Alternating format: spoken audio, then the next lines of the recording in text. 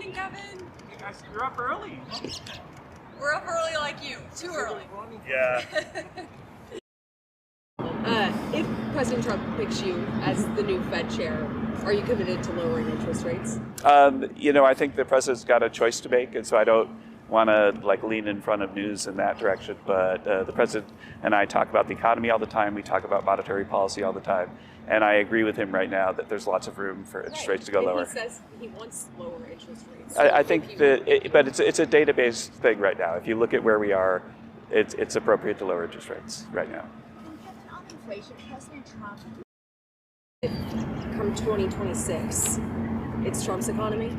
Oh, when does it become Trump's economy? Or let me explain a way to think about it. So for the typical American buying a new home, the annual cost of a new mortgage went up by $14,000 because of inflation plus the higher interest rates, and we've got data on that. In fact, I think we even showed it last night in the chart that some people saw, some people didn't.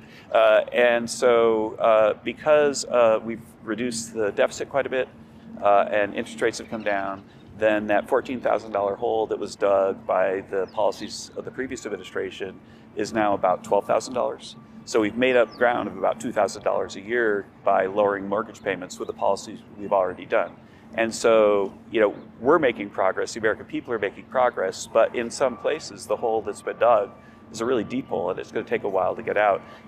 People lost purchasing power of about $3,000 under Biden.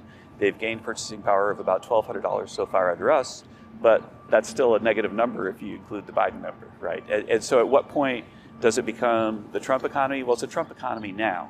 Our policies are changing people's lives, but when are we going to be able to point to numbers and say that we fixed the problem, we filled the hole that Biden dug? That'll depend on what things. So, for example, we're way past success on eggs, but there are other things that are going to take longer. You can talk about inflation.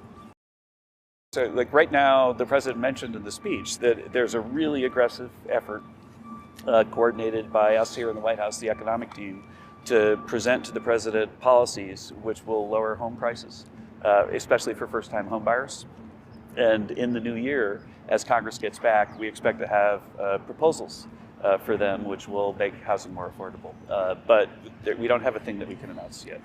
Okay, one last question, folks. I want to ask about unemployment, because you can talk about inflation and unemployment. If you look at the numbers, then there's really one big factor that explains the difference, and that is that because of tightening government spending, we've reduced the deficit so far this year by about $600 billion.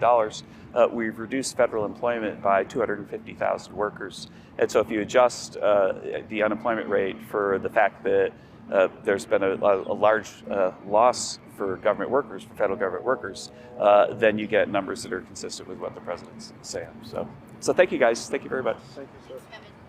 Thanks, Kevin.